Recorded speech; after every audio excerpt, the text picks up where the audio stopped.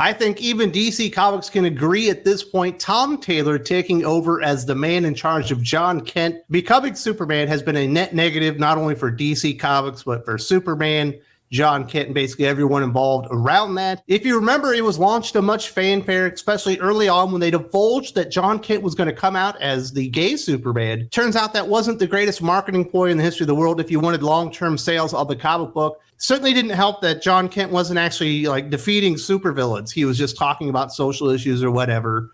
They canceled the book because it sucked and it didn't have really any sales, but they decided to give Tom Taylor a pity miniseries, The Adventures of Superman, Jon Kent, and I guess it just ended. I wasn't actually reading it. I never really even covered the comic book on the channel because I, quite frankly, don't care anymore, but there was an article on CBR.com with one of the dumbest takes ever. Something about Superman's hug, Jon Kent Superman's hug broke Twitter's brain or something like that. And I was really confused because I don't use social media a lot, but I do kind of look at it here and there every day. And I didn't remember anything about this comic book actually showing up on my Twitter feed. I would have imagined if it was really that outrageous and people were that upset, I would have actually seen something about it, but I didn't. So I took a gander, and it turns out the author of the article really just wants to simp for Tom Taylor and then talk about it just a little bit. It's actually quite embarrassing and hilarious. So we're going to cover it here today. Jon Kent has been something of a controversial figure since being aged up by writer Brian Michael Bendis. Fans loved the young Jon Kent in the series Super Sons, and losing that version of the character angered a lot of them. This was compounded by writer Tom Taylor being given control of the character. Taylor has a rather large contingent of people that don't like anything he writes, despite his place in putting out many best-selling, critically acclaimed comic books.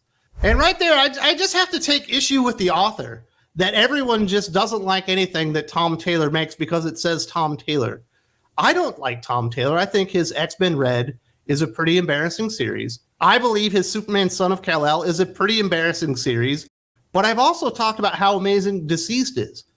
Who doesn't say that Deceased is a good series? Everyone likes that. I don't personally like Injustice. I don't like the evil Superman trope. I liked it in Red Sun when it was an original idea, but I don't really like Injustice because it's not my thing, but I'm not saying it's a bad comic book. But for the most part, when Tom Taylor puts out something that's actually good, it seems like people acknowledge that and they say that's good. Me personally, his Nightwing series is completely inoffensive. It's just all the characters telling Nightwing how great he is and him erecting statues of the people that he likes. And I thought that was really boring. It was just everyone sucking up to him. But it's not the worst comic book in the world. And if you like Dick Grayson Nightwing and you want to hear about how great he is for 2 years straight, then it's a pretty good series, I guess. And it has some pretty decent Bruno Redondo art on it. But I certainly don't think that now or at any point in time was Nightwing ever the best ongoing series like everyone acts like it is. But no one sits there and complains about Nightwing other than the fact that it's boring and he's not really fighting villains. Tom Taylor gets as much credit as he deserves. When he puts out a good series, people say it's good. People like Dark Knights of Steel. It actually sold very well. When he puts out a shitty series, they don't buy it, and they say that it's not good. See also Superman Son of Kal-El, The Adventures of Superman, Jon Kent, and Superman Red. When Tom Taylor is bad, he's one of the worst writers in the entire world because he refuses to tell actual superhero stories and just has to use the characters as a political mouthpiece for all of his social issues that he thinks are important. That's the big issue with Tom Taylor. Tom Taylor gets all the credit that he deserves. And then the author starts to get into whatever the controversy was that I didn't even know what's going on. And I actually went and read the issue, and it was pretty embarrassing, and it probably deserved more criticism than it got. Adventures of Superman, Jon Kent kicked off with Jon battling Ultraman alongside Earth 2 Superman Val-Zod. However, this story was changed completely when Injustice Superman came and killed Ultraman, bringing Jon to Injustice Earth. The series spent the rest of its run there, and it ended with Jon hugging Injustice Superman before Cyborg shot Jon Kent back to his Earth. This moment broke the brains of comic Twitter, but if one really looks at their outrage, it shows a fundamental misunderstanding of Jon Kent and the pitfalls of parasocial relationships within the comic book fandom community. Well, thank you, sir, for my daily dose of gobbledygook language that doesn't actually mean anything. Oh, there's a parasocial relationship between comic books and social media. Like, get out of here, man. It didn't break the brains of Twitter. I'm sure some people brought it up because it was really stupid and it was really poorly done. I think I just showed quite a bit of the setup to the big hug. But at this point in the story, Jon Kent knows Injustice Superman is a bad guy. He knows that he's evil. In fact, just to point out how evil he is, he just takes a random dude and breaks his arm right in front of Jon Kent. Jon Kent's eyes go blue like he's got all this energy. and he starts running at Injustice Superman and hugs him because the power of love will fix all the mistakes in Injustice Superman's world where he's basically a fascist dictator and everyone lives under his rule. That's not a heroic story. That's not a good reaction to a version of his father that is not his father, breaking somebody's arm randomly just to show that he could do it. You might actually, I don't know, want to protect the guy. Maybe fight the man that is destroying people's lives just because he can do it. That's why people had a reaction to that moment in Superman history, because it was ridiculous. It was terrible. And the lead up to it has been awful. There was a good selling point for Adventures of Superman Jon Kent, that Jon Kent Superman was finally going to take on Ultraman, the man that kidnapped him, held him in a volcano for 7 years while he tortured him. Don't forget, Ultraman is an evil version of Jon Kent's father, so he was basically tortured every single day for 7 years by what looked like his dad and an evil version of his mom as well. It's like, oh, wow, what a cool story. He's finally going to get his just due. He's going to finally challenge Ultraman and bring some justice to the universe. And he didn't even do that. He never really even fights him. Injustice Superman shows up and kills him for him. And I remember there was outrage on that because people were sold on the premise of the comic book, and then he fucking Tom Taylored it. He doesn't always Tom Taylor his comic books, but when he does it, he Tom Taylors the fuck out of it. And that's why people were mad. And this was a stupid moment. It wasn't heroic, and it made Jon Kent look like an absolute chump, not a superhero.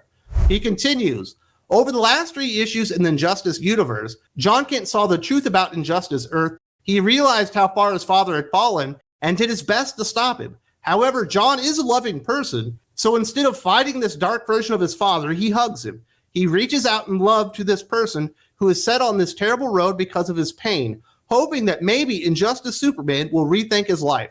Of course, it doesn't work, as Injustice Superman backhands Jon away from him. The book ends with Cyborg sending Jon away, mostly because of the fear that Injustice Superman would change.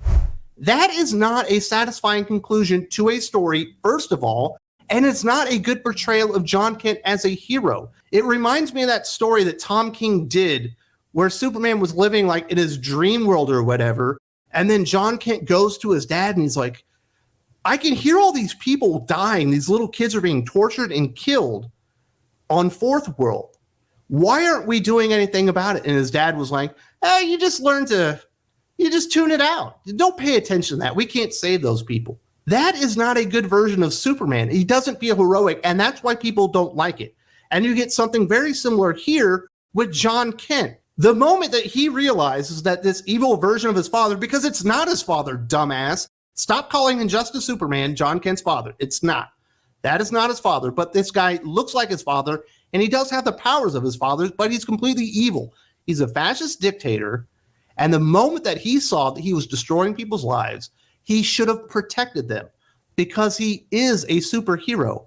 He is supposed to take on the mantle of Superman. And when you have these events happening and you basically let everyone know that Jon Kent isn't a hero, he will never be worthy to be Superman at any age because he doesn't have the wherewithal or the testicular fortitude to go out there and fight somebody that's doing wrong, that's willing to just break somebody's arm just to show that he can do it. And what does he do when that happens? He just gives him a hug and hopes maybe the power of love will fix all this. That's why people don't like it. There wasn't a whole lot of outrage because I don't think a lot of people were reading this. But yes, there should have been outrage because it's another instance of Tom Taylor ruining the character of Jon Kent, which he's been doing from the moment he stepped on that book. The very first issue, I reviewed it right here on the channel. They hadn't done the big announcement about the sexuality change or any of that stuff. And I was like, this is one of the worst takes I've ever seen on a superhero in the history of my life. This isn't Jon Kent. When the second issue arrived, it got even worse, and I was absolutely pissed off, and then I covered it until the very end. Not because they swapped the sexuality of Jon Kent to being a gay Superman character. Did I think that was a good choice? No, not really, because it did make sense for the character. But whatever, he could have still actually wrote a good, compelling Superman story, but Tom Taylor didn't do that because he's a fucking idiot. And that's who he is. And of course, the guy's got to simp for Tom Taylor some more before the article's over. There's the rather loud contingent who just doesn't like Tom Taylor in anything he does. These fans are always looking for a reason to say bad things about Taylor's work. Injustice is also quite controversial among many as they see it as a perversion of DC's characters. So these fans were never going to be happy about Jon Kent in the Injustice universe. Well, no, not in Adventures of Superman, Jon Kent, where we were told that he was going to go out there and defeat and fight Ultraman. It never even mentioned Injustice Superman. And then when he actually went there, which didn't make sense for the story that we were actually told was going to happen, he shows up and he doesn't even fight him. He just chooses to see that this world is destroyed, that this evil version of his father is destroying people's lives and will hurt anyone at the drop of a hat because he can, and he does nothing about it. If he had actually stood up to Injustice Superman and maybe took a defeat on the way, but vowed to come back another day and save the people of the Injustice universe, I think people would have loved this series. But it didn't go that way because Tom Taylor did what Tom Taylor does. He has destroyed this character whole cloth every step of the way. And now he has basically made Jon Kent unworthy Superman.